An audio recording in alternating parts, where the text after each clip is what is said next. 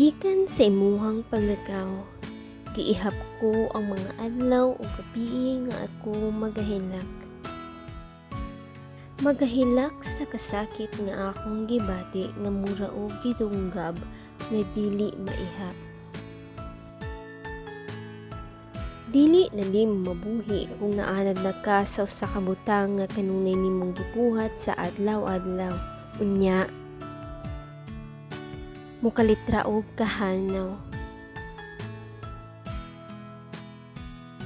Gibuhat ko ang tanan aron ikaw maghalimtan, pero sa matag pamugos na ako nga dili ka mahuna-hunaan. Nganong musulod gihapon ka og kalit sa akong huna-huna ug dughan.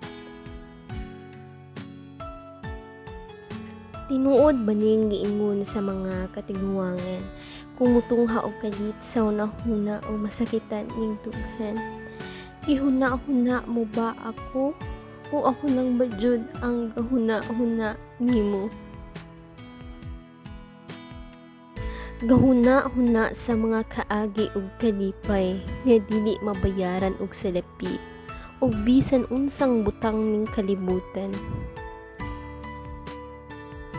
Kalibutan nga puno sa mga mapangnimbong nga gugma nga dili na ako gustong mahiaguman, pero nahiaguman ko na ang tanan. Tanang kasakit nga gusto kong nikayan, kay nakita ko sa uban nagantos sa kasakit nga natagamtaman.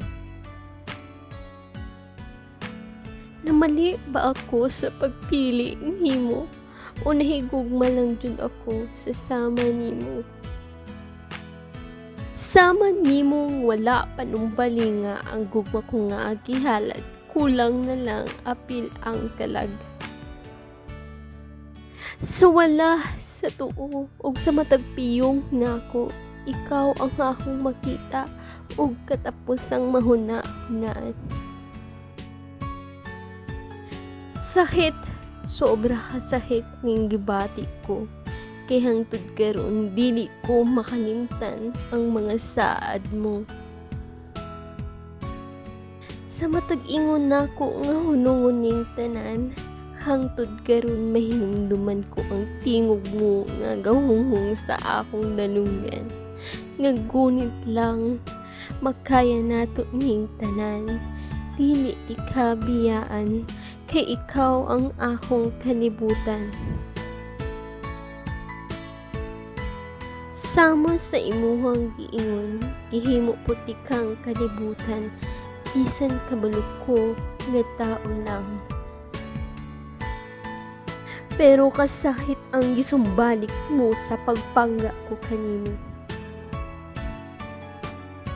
Ang mga saad mong gipakisrapot nimo, palihog pukawa ko.